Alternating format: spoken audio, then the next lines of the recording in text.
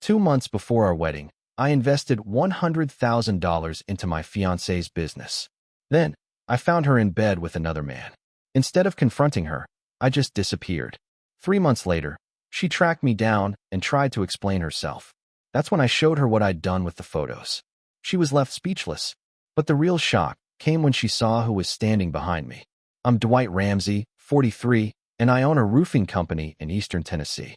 I started this business from scratch 15 years ago with just an old truck. Now, I have 12 employees and steady work. It's hard labor, but it feels rewarding.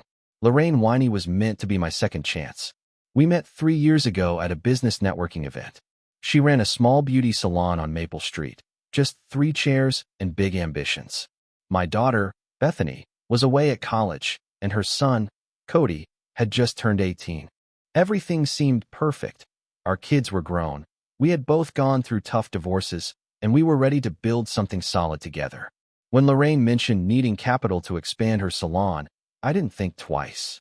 I gave her $100,000 from my business reserves. My business partner, Joel, advised me to get it in writing, but I brushed him off. I was about to marry this woman, and we didn't need formal agreements. We had trust. That Tuesday, I was working on a storm damage repair job at the Henderson place. Around noon, Joel texted me about an equipment problem. I headed back to the shop, but it turned out to be nothing. He had already sorted it out. I should have gone back to the job site, but something urged me to go home instead. I arrived around 1:30, and I was surprised to see her silver Lexus parked in the driveway. She usually worked on Tuesdays. The house felt off, like something was wrong. I walked in, stood silently, and listened. I soon heard voices upstairs. There was a man laughing, a voice I didn't recognize. I climbed the stairs quietly, each step slow and deliberate. The bedroom door was half open, and that's when I saw everything I needed to see. Lorraine was in our bed with another man. Someone maybe 40, dark hair, expensive watch, his shirt thrown over the chair. I had refinished myself. They didn't notice me. I was the one who paid the mortgage, but they were too caught up to see that. I pulled out my phone, silenced it, and snapped 3 clear photos. Undeniable proof. Then I left without a sound, walked out of the house like a man in a daze. I got to my truck, the keys already in my hand, though I didn't remember grabbing them.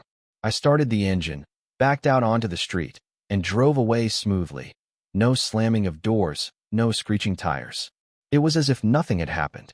A few blocks down, I pulled into the old lumber yard parking lot, sat in my truck with the engine running, staring at the crumbling brick wall. My hands gripped the steering wheel tightly. That's when it hit me. Not anger, but this cold emptiness spreading through my chest like ice water. I pulled out my phone and looked at the photos. There was no denying them. A part of me wanted to delete them and pretend I'd never seen anything. But another part knew I would need them eventually. For what? I wasn't sure, but they were evidence, proof that I wasn't imagining things. About 20 minutes later, I got a text from Lorraine. "Hey babe, running errands. Be home around 5. Want me to grab dinner?" The casual lie hit me like a punch. She was already spinning her story, already covering her tracks. I didn't reply, just stared at those words until they no longer made sense. That's when I made my first decision.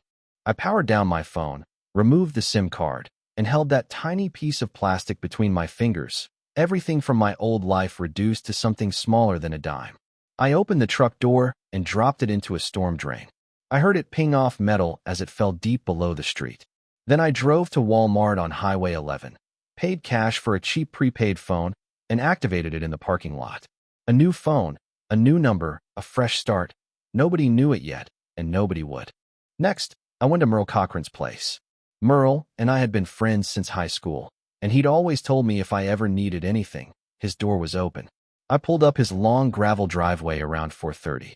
Merle was sitting on his porch, a beer in one hand, a fishing magazine in the other. He saw my face, took one look, and said, "You need the couch or the spare room?" Merle doesn't ask questions. He just offers what he has. "Couch is fine," I told him. He nodded and took another long sip from his beer. "There's more in the fridge." "Help yourself," Merle said. I grabbed my new phone and followed him inside. The house smelled of coffee and motor oil, 2 scents that somehow made it feel safer than anywhere else I could imagine. The first night at Merle's, we didn't talk much. He threw a couple of steaks on the grill while I sat on the porch, nursing a beer and watching the sun dip below the tree line. The air was thick with the smell of charcoal and pine, and the cicadas sang their evening song. Everything felt normal, except for the emptiness in my chest where my future once was. Medium rare, good for you? Merle called out from the grill. Yeah, that's fine, I answered. We ate at his kitchen table, the plate scratched from years of use, the overhead light flickering as if it might quit at any moment. Merle chewed slowly, occasionally glancing at me, but not asking any questions. After we finished, he cleared the plates and said, "Bathroom's down the hall, clean towels in the closet. I'm up by 6, but don't worry about it." Thanks, Merle. He nodded and headed to his room. That was the extent of our conversation. I lay on the couch for hours, staring at the water-stained ceiling. Every time I closed my eyes, I saw them, Lorraine and that man tangled up in sheets I paid for, in a house I helped turn into a home.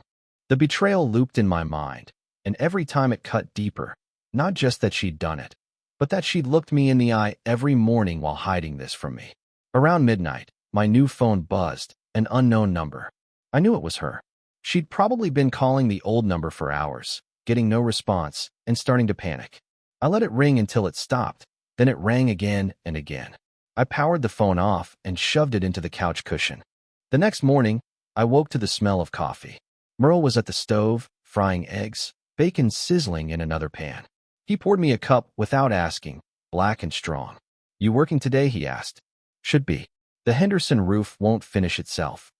"You going to tell your crew anything?" I thought for a moment. Joel would cover for me if needed, but the guys deserved to know I was still around. "I'll call Joel. Keep it simple." Merle nodded and flipped an egg. Simple's usually best. After breakfast, I used my burner phone to call Joel from the porch. He answered on the second ring. "It's Dwight," I said. "Jesus, man, where are you?" "Lorraine's been calling everyone. She filed a missing person report." That stopped me cold. "I'm not missing. I'm exactly where I need to be." "What happened?" "Can't get into it right now. I need you to run things for a while. Pay the guys out of the business account like normal. I'll check in when I can." Joel was silent for a moment. "This about Lorraine?" "Yeah." "All right. I've got it covered. But Dwight, you okay?" "Getting there," I said, then ended the call. I spent the rest of the day helping Merle fix a section of fence that had rotted out. It was physical work, something to keep my hands busy and my mind occupied. We didn't talk about Lorraine or what had happened. We just measured posts, dug holes, and poured concrete. By sunset, we had a 10-foot section of new fence standing straight and solid. That night, my daughter Bethany called. The burner phone lit up with her number, one of the few I'd transferred over. "Dad, Mom called me. She said you disappeared. What's going on?" I stepped outside so Merle wouldn't hear. "Beth, I'm fine. Something happened with Lorraine and me. I just needed space." "What kind of something?" I couldn't tell her the whole truth. Not yet. "Adult stuff. Nothing for you to worry about. Focus on your classes." "Dad, I'm 19, not 9. Talk to me." Her voice had that sharp edge, the same one her mother used to get when she knew I was holding back. "I caught Lorraine with someone else. I left. That's all I'm saying right now." Silence on the other end. Then, "Dad, I'm so sorry. Not your fault, sweetheart. I just need time to figure things out."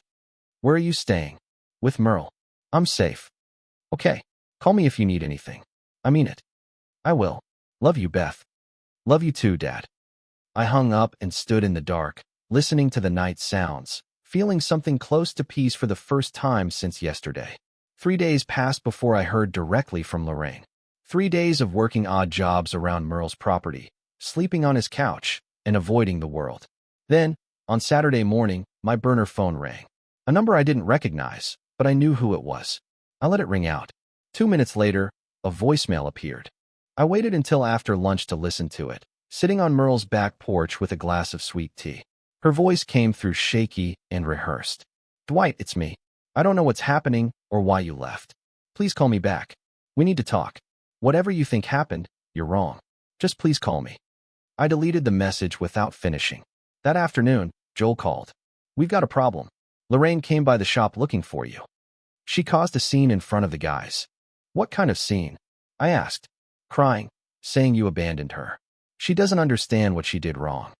A couple of the guys felt sorry for her. I didn't say anything, but it was incredibly uncomfortable. I could feel the heat rising in my chest. She was already playing the victim, spinning her version of events before I could even speak. Classic move. What did you tell her? That I didn't know where you were. That it's between you two. She didn't like that answer. Good. Keep it that way, Dwight. People are talking. The wedding's in, what, 6 weeks? Word's getting around. Let them talk. Cancel the wedding if anyone asks. I'm not going through with it. Joel exhaled slowly. You sure about this? Never been more sure of anything. After I hung up, I sat there thinking about the deposits we had already put down. The venue by the lake, $1,500. The caterer, another $2,000. Flowers, photographer, everything, all non-refundable. Thousands of dollars gone. But that money didn't matter compared to what I had already lost. $100,000 in her business, and the future I thought we'd have. That evening, Merle came home from town with news. I ran into Dwayne at the hardware store. He said Lorraine's been telling people you had a breakdown, that the wedding stress got to you, and you just snapped. I looked at him. Is that what people believe? Some of them. Others think there's more to it. Small town, folks like to gossip. Let them. I'm not defending myself to anyone. Merle grabbed 2 beers from his fridge and handed me one. You planning to set the record straight? When the time's right. Right now, I'm just trying to breathe. He clinked his bottle against mine. Fair enough. Sunday morning, Bethany called again. Dad, I talked to Cody. That surprised me. Cody was Lorraine's son, a decent kid who had always treated me with respect. What did he say? He's confused. Mom won't tell him anything except that you left. He wanted to know if you're coming back. Poor kid. None of this was his fault. What did you tell him? That I didn't know. Dad, he really looks up to you. He's taking this hard. Guilt twisted in my stomach. Cody had called me more than once asking for advice about college applications and job interviews. I'd been more of a father to him in 2 years than his real dad had been in 18. I'll reach out to him when things settle. But I can't go back there, Beth. I know. Just wanted you to know. After we hung up, I sat on Merle's porch and thought about all the collateral damage caused by my choices. The kids caught in the middle, the wedding guests who'd made plans, the vendors who'd lose deposits, my reputation around town. But none of that changed what I saw in that bedroom. None of it erased the photos on my phone. None of it meant I owed her forgiveness or an explanation. I was done being the nice guy who got walked on. This time, I disappeared on my terms and would come back when I was ready, not a moment sooner. 2 weeks in, and the wedding collapsed on its own. The venue called Joel at the shop, asking about the final payment. He told them to cancel everything. The florist, the caterer, the photographer, all of them got the same message. The wedding wasn't happening. Deposits were gone, but I didn't care. That money was already dead to me. Word spread fast in a town of that size. People started asking questions. Some folks sided with Lorraine, believing her story about me having a breakdown. Others sensed there was more to it and kept their distance from both of us. I heard through Joel that her salon had lost a few clients. Guess some people didn't want to do business with someone involved in that kind of drama. Meanwhile, I kept my head down at Merle's place. I helped him rebuild his shed, replace some rotted boards on the porch, and fix the leak in his bathroom. Honest work that kept my hands busy and my mind occupied. Merle never asked for help, but he never turned it down either. We had an understanding. One afternoon, my business partner Joel called with news. Guess who came by again? Who? Lorraine. This time, she brought that guy. My blood ran cold. What guy? The one from the photos. Floyd something. She introduced him as her business consultant. Said they were working on expanding the salon. The audacity of it burned through me like acid. She was already parading him around, acting like I was the problem. What did you tell them? Told them this was a roofing company, not a salon. I asked them to leave. Wasn't polite about it. Nope. Good, Dwight. People are starting to figure it out. The guys have been talking. They're not stupid. Let them talk. I'm not explaining myself to anyone. That evening, I got a call from Cody, Lorraine's son. He got my new number from Bethany. His voice was quiet, unsure. Dwight, it's Cody. Can we talk? I stepped outside into the cooling evening air. Sure, kid. What's on your mind? Mom won't tell me what happened. She just says you left and that you're dealing with stuff. But Bethany said you caught her with someone. Is that true? The kid deserved honesty. Yeah, Cody, that's true. Silence on the other end. Then Floyd. So, he had already figured it out. Smart kid. Yeah. I'm sorry, Dwight. That's messed up. You didn't deserve that. His words hit harder than I expected. Appreciate you saying that. This isn't on you. Understand? You're a good kid. Don't let this change that. Are you coming back? No, I can't. But if you ever need anything, you call me. That doesn't change. After we hung up, I sat on Merle's porch steps, watching the stars come out. Cody's loyalty meant something. In the middle of all this mess, there were still good people trying to do the right thing. That mattered. The next day, Bethany called with some different news. Dad, Grandma and Grandpa know. Who? Lorraine's parents. They called me asking what really happened. What did you tell them? The truth. That you caught her cheating. They didn't sound surprised, Dad. Her mom even said, I was afraid of this. That stopped me. What does that mean? I don't know, but they asked for your number. I didn't give it to them. I wanted to check with you first. Don't give it out. Not yet. I need more time. Okay, but Dad, I think they're on your side. 3 weeks after I left, reality started catching up with Lorraine. Joel told me the bank had called about the business loan she'd taken out using my investment as collateral. Apparently, she'd missed a payment. That $100,000 I'd given her was tied up in equipment and inventory that wasn't generating enough revenue to cover her expenses. She's underwater, Joel said bluntly. And if she defaults, it could come back on you, depending on how the paperwork was filed. That got my attention. What do you mean? I mean you need a lawyer today, not tomorrow. I called a guy I knew from the Rotary Club, Sam Kirkland. He specialized in business disputes and had a reputation for being tough but fair. We met at his office that afternoon. Tell me everything, Sam said, pulling out a legal pad. I laid it all out, the investment, the verbal agreement, the lack of written contracts. He listened without interrupting, occasionally making notes. When I finished, he leaned back in his chair. You got burned, Dwight, he said. Legally speaking, without a written agreement, proving that money was a loan versus a gift is going to be difficult. But the fact it came from business accounts helps. What are my options? File a civil suit to recover the investment. Claim financial fraud if we can prove she misrepresented how the money would be used. At a minimum, we can make her life complicated, but it won't be quick or cheap. Do it.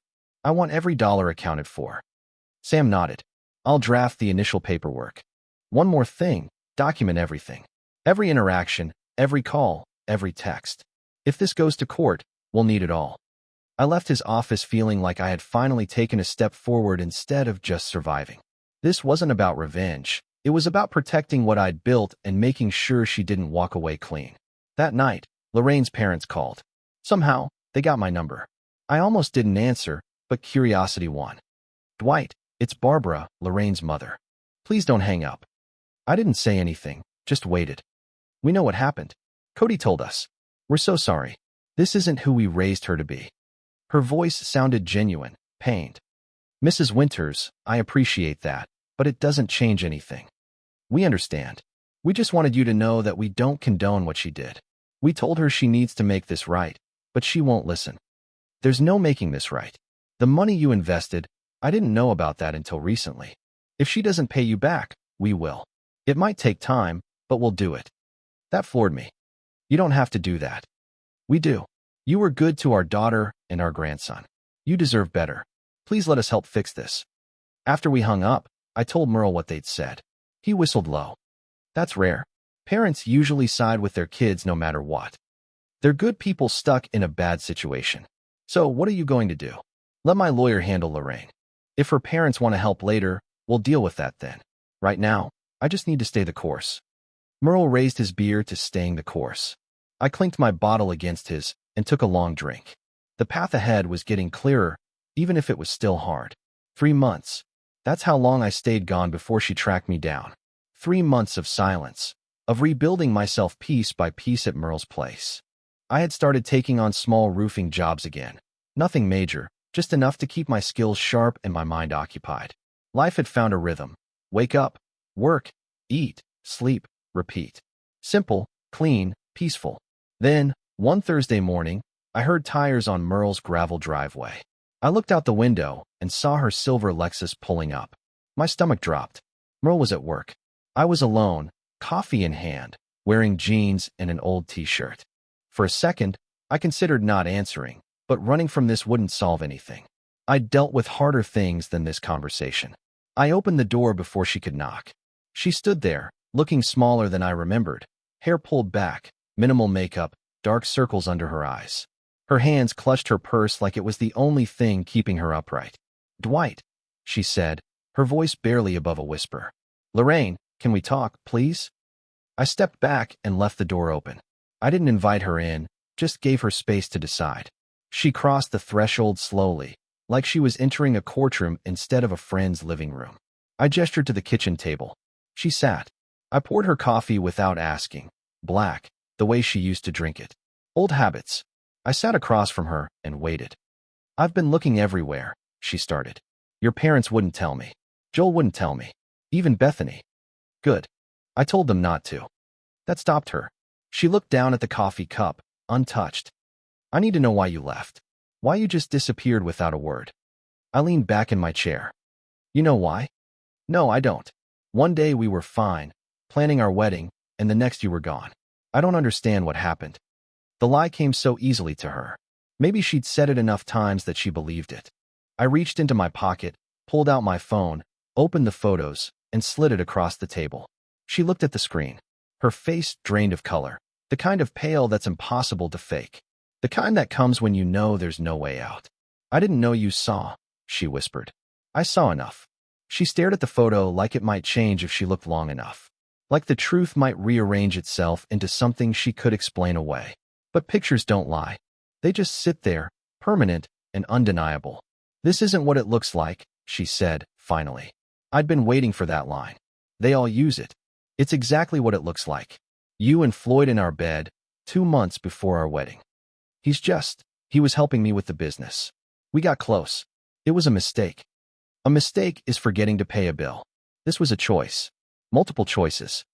She tried to say something else, but I held up my hand. The question I'd been saving for 3 months sat on my tongue, ready. We were 2 months away from the wedding. "Lorraine, tell me, was it worth it?" She didn't answer. She just sat there, tears starting to roll down her face, her mouth opening and closing like she couldn't find the words to fix this. There weren't any. We both knew it. "I made a mistake," she said again, like repetition would make it true. "You made a decision. Own it. Please, Dwight. We can work through this. Go to counseling. Start over. I'll end things with Floyd. I'll do whatever it takes." I let her words hang in the air between us. 3 months ago, maybe they would have meant something. Before I'd spent 90 days processing what she'd done. Before I'd talked to lawyers and learned how deep her betrayal went. "There's something else you should know," I said calmly. "I sent those photos to your parents." Her eyes went wide. "You did what?" "They paid for half that wedding. Put down deposits. Believed in us. They deserved to know why I left." "You had no right." "I had every right. They called me. Apologized, so they'd help pay back the money you took from me." She stood up quickly, her chair scraping against the floor. "That money was an investment in our future. Our future ended the day you brought him into our bed." Her face twisted with anger, and now the tears were forgotten. "You're cruel. You know that." Walking away without explanation, hiding like a coward, turning my own parents against me. "I didn't turn anyone against you. You did that yourself." Before she could respond, I heard footsteps on the porch. The door opened, and Diane walked in. A woman I'd met 4 weeks ago at a community barbecue Merle had dragged me to. She was a nurse at the county hospital, divorced 3 years, with a kind smile and honest eyes. We'd been seeing each other casually. Nothing serious yet, just coffee and conversation, slowly learning to trust again. She saw Lorraine and paused, reading the room instantly. But she didn't retreat. She just walked over to me, placing her hand on my shoulder. "Everything okay here?" Diane asked, her voice steady. I looked up at her and felt something solid in my chest. "Yeah, everything's fine." Lorraine stared at us, comprehension dawning. "Are you serious? You're with someone else already." "Already? It's been 3 months." "And yes," I said, standing up and putting my arm around Diane's waist. Not to hurt Lorraine, but because it felt right. Because Diane represented something Lorraine never had. Honesty, respect, someone who showed up when they said they would. Lorraine's jaw literally dropped. Her mouth opened, but no sound came out. She looked between us like she was seeing something impossible. I walked to the door and opened it. "You should go, Lorraine. There's nothing left to say." Dwight, please. Get out. And I hope life teaches you what you need to learn. She stood there for a moment longer, purse clutched tight, tears streaming down her face. Then she turned and walked out. I watched her Lexus pull away down the gravel drive, the tail lights disappearing into the trees. When I closed the door, Diane turned to me. That was her. Yeah. You did good. Stayed calm. Didn't give her anything. I pulled her close. Thanks for being here. Nowhere else I'd rather be. For the first time in 3 months, I felt truly free. 2 weeks after Lorraine left Merle's place, my lawyer Sam called with news. We met at his office downtown, and he had that look lawyers get when they've won something significant. Her attorney reached out. They want to settle, Sam said, sliding papers across his desk. I read through the proposal. Lorraine would repay $60,000 of the $100,000 I'd invested, to be paid over 3 years. Her parents had co-signed as guarantors. If she defaulted, they'd cover it. Additionally, she'd sign away any claim to my business or personal assets. $60,000 isn't $100,000, I said. It's realistic. Her business is failing. The salon's being sold to cover debts. Between what the sale brings and what her parents are contributing, $60,000 is what we can actually collect. We could fight for more, but it'll cost you in legal fees and time. This way, you get most of your money back and you're done. I thought about it. The money mattered, but freedom mattered more. What about Floyd? Sam's expression darkened. Interesting story there. His wife filed for divorce, took the kids, and moved back to her parents' place in Virginia. He lost his contractor's license over some unrelated issues that came to light during the investigation. Word is, he's working construction labor now. Karma had been busy, and Lorraine was living with her parents. The salon had sold last week. She was looking for work, but her reputation in town was shot. People talk. I signed the settlement agreement. Let's be done with this. 3 days later, the papers were finalized. That evening, Bethany called, excited. Dad, I heard about the settlement. Grandma told me. Are you coming home? Not to that house. But yeah, I'm coming back to town. Found a place near the shop. Moving in next month. What about Diane? I smiled. Bethany had met Diane twice now and liked her immediately. She's staying in her place for now. We're taking it slow. Doing it right this time. Good. You deserve someone who treats you right. The following week, I had coffee with Lorraine's parents. Barbara and Tom met me at the diner on Main Street. They looked older than I remembered, worn down by their daughter's choices. We're setting up the payment plan through our bank, Tom said. First payment hits your account next Friday. You'll get a check every month for 3 years. You don't have to do this, I said. Barbara cut me off. Yes, we do. You were good to our family. What Lorraine did was unforgivable. This is the least we can do. How's Cody handling everything? Better than expected, Tom said. He got accepted to trade school. Wants to be an electrician. Says you inspired him to work with his hands. That hit me harder than I expected. He's a good kid because of you. You showed him what a real man looks like. We're grateful for that, even if things ended badly. We finished our coffee, shook hands, and I drove back to Merle's place feeling lighter. The money would come back eventually. My reputation was intact, and I had a future with someone honest. That night, Diane came over. We sat on Merle's porch, watching the stars come out, her head resting on my shoulder. You seem different, she said. Lighter somehow. Settlement's done. It's finally over. How do you feel? I thought about it. Free. Like I can finally move forward without looking over my shoulder. She squeezed my hand. Good. Because I'm ready to move forward with you. Yeah. And that was enough. Months later, I stood in my new house, a small ranch on the east side of town. Nothing fancy, but mine alone. Bethany helped me unpack boxes while Merle assembled furniture in the living room. Diane was in the kitchen, organizing dishes, humming along to the radio. This place has good bones, Bethany said, echoing something Lorraine used to say. But coming from my daughter, it didn't hurt. It just was. It'll do, I replied. Room for you when you visit. Guest room for when Merle needs to crash. Merle called from the living room. I got my own place, thank you very much. But I'll take the beer you promised for helping today. I grabbed 3 cold ones from the cooler.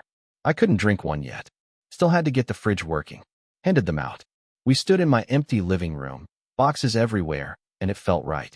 The roofing business was thriving. Joel and I had taken on 2 new guys, and we had contracts booked through next spring. The $60,000 from the Lorraine settlement was rebuilding my savings 1 month at a time. Her parents never missed a payment. I'd heard through the grapevine that Lorraine moved to Knoxville for a fresh start. People didn't know her story. Floyd apparently followed her there, but I didn't know if they were still together. Didn't care either. That chapter was closed and locked. Cody called me once a month. He'd started his electrician apprenticeship and loved it. We talked about his classes, his girlfriend, and his plans for the future. I was proud of the man he was becoming, even if his mother and I hadn't worked out. One evening in late October, Diane and I sat on my new back porch. The air had that crisp autumn bite, leaves turning gold and red in the yard. She brought over a casserole for dinner, and we ate it while watching the sun go down. "I've been thinking," she said carefully. "My lease is up in January. I could renew it. Or," I looked at her, "or I could not renew it. See what else might be available." I took her hand. "This place has an extra bathroom, good closet space, room for two." She smiled. "You asking me to move in? When you're ready? No rush. But yeah, I'm asking. Let me think about it." 2 weeks later, she said yes. The wedding that never happened turned into a life I never expected. Better, honest, built on truth instead of lies. Bethany loved Diane. Merle approved. Even my business partner, Joel, admitted, "You seem happier than you've been in years." 1 year after I walked out of that house, I stood at the Henderson place, finishing up a roof we'd started what felt like a lifetime ago. The same roof I'd been working on the day everything changed. Below me, the town spread out in all directions. My town, my business, my life. My phone buzzed. Text from Diane, "Dinner at 7. Making your favorite." I typed back, "Wouldn't miss it."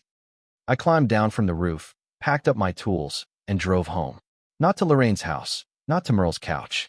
Home, to a place I built for myself, with a woman who showed up when she said she would.